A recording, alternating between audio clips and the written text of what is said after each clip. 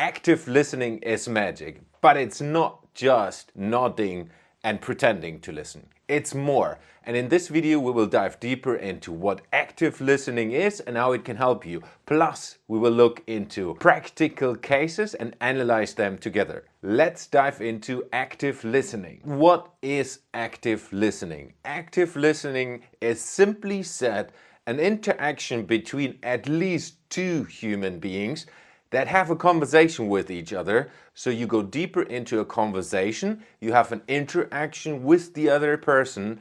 What is the other person feeling? What's the meaning of the conversation? Interacting with body language, you go deeper into the conversation in itself.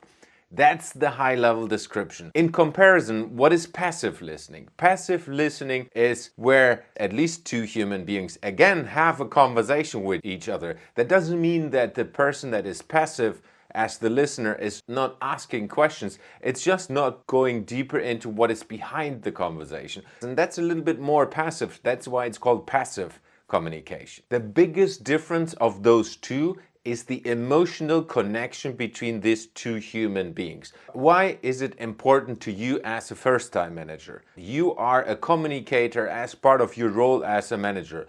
If you are not able to get yourself understood and or understand the other person, that's going to be tricky. You interacting with other people helps you to understand the other people better, and you can help them to fulfill tasks, you can help to build a team, you can help them to get truly to themselves, you empower them to grow. So there are a lot of different facets of you utilizing active listening as a superpower for yourself and as well for building the team. But let's go a little deeper into the core elements of active listening. The first element is paying attention and truly paying attention. So how do you do this? You zoom in to the other person. You switch off every sense around you and zoom into that person. And that's what you do as a manager when you pay full attention to the other person. The second element is giving verbal and non-verbal feedback. So feedback is you hear something and then you feed back to the other person what you understood. And that can be very, very simple. You either paraphrase and give the same words back to the other person, or you hear what the other person is saying and then you repeat that in your perspective to the other person. So that's verbal feedback. And that's something that sounds more complicated than it is because you do it naturally. And then of course the non-verbal feedback is body language. We all have body and body parts. We are looking at each other. We are not looking to that direction or to that direction and speaking to that direction. And that's literally super simple as well, because if you're truly interested in the other person, that's what you do naturally. So don't overdo it as well, where you try to gaze the other person to death. It's truly about being natural, being yourself. If you're a little shy, that's fine. Then just look away in between and have the interaction that feels natural to you. The next element is withholding judgment. That's sometimes a difficult one. Because the other person is telling you something, sometimes you have an opinion about what they're saying, and that's okay. But what is important in active listening, that you're not shouting out your opinion. You can have an opinion of what the other person is saying, but don't say it to the other person, because if you say it, you stop the conversation flow from the other person. The next one is an interesting one because you're reflecting and clarifying with the other person. The number one part of that is, did you understand what the other person is saying? If not, you're asking a question. Do you mean this? Do you mean that? Do I understand you right? It's really getting an understanding of the conversational level and what you think the meaning of the words are. And that gives you a possibility to loop back to the other person if the person feels understood. And that's the brilliant part of that.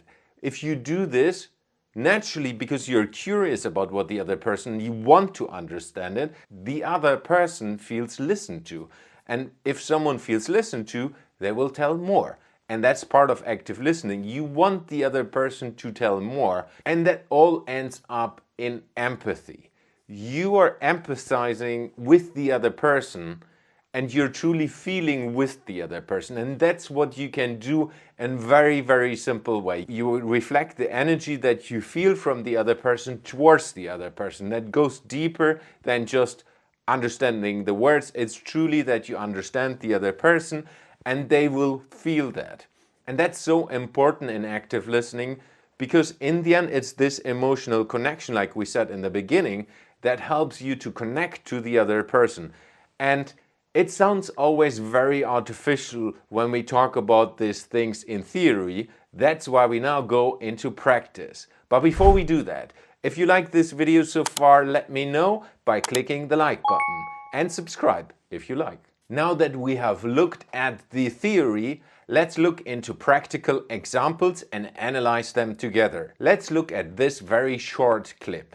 Without hearing the words, we feel what's happening. These two people have argued with each other. They're not truly listening. So that's definitely not an active listening game, even though that they're using body language. One person is trying to push something towards the other person by not listening to what the other person is saying. That's a situation which you see quite a lot. Sometimes a little harsh, sometimes not harsh, because it's just a normal conversation. But that's something you need to be aware of, because you can see it as a manager as well between team members. Here is another short clip. Let's look at it. So how do you feel when you see this gentleman listening to the other person? For me, he's paying attention to what the other person is saying. He's nodding, he's interacting with the words, he's saying something, though that you can't hear what he's saying. It's clear that he's paying attention and you feel intrigued, telling more just by watching him in this small clip. So this is a very good example of you paying attention to the other person and how magic this is. Let's go into clip number 3. What? Sorry, but I'm recording a YouTube video right now. Just quick one on the strategy presentation for Peter. You seem stressed. What's up? Come, sit down. Let's have a chat. No, all good. It's just the presentation to Peter. Tell me, what is bothering you with the presentation? I don't know how to do the presentation to Peter. Understand, I've seen your presentations in the past. They were great. What's so difficult with this one? It's Peter. Peter? Last time when I did the presentation to Peter, he laughed and showed it to Kara. And then they laughed about it and showed it to all the others. Oh. That's not nice. I feel like everyone knows that I'm not good in presentations now. Did you speak with him about the expectation for this presentation? No, I was too scared. Would you like to try? I'm not sure. How about I help you? But you record the YouTube video and said you don't have time. That's actually true. Any idea how we can solve that? Maybe I could speak to Peter and clarify. Yes, why not? And then we can meet after lunch to go deeper into and see how I can help you. Okay, that sounds good. Thank you for your time. You're welcome. So what did we learn? He came stressed and really anxious about this presentation.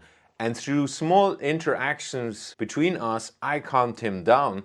I helped him to understand you can do this, and through my interaction with him I got onto the emotional level with him, and then he understood that, yeah, okay, I can do steps myself. I just don't need you to do it for me, which is important for you as a manager, by the way. You need to help the other person solving their challenges. If you always solve the challenges, then they will always come to you, which is not bad, and sometimes you feel good about that, but in the end it limits their growth. What we just did was I helped him to understand what the problem is by reframing the problem for himself through active listening, and then he came up with the solution himself, and then he's going towards that and trying it, and after the lunch break I will follow up and go deeper into a conversation and see how I can help him, and I will do this again with active listening. Very, very basic example of active listening. As you see, active listening is not rocket science. You can do this very simply, like I just did.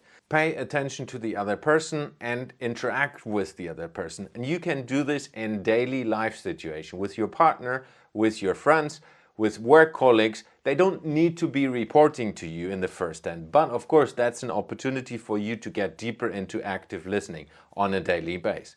Try to use this from today on in every single situation where you go a little bit deeper. That's one start of you getting into it, and then you get better and better over time. Let me know what you did to increase your active listening game in the past. Would love to hear more about that in the comments below. And if you're interested in learning more about delegating tasks as the first-time manager, click the video that comes after this one. And other than that, see you in the next video.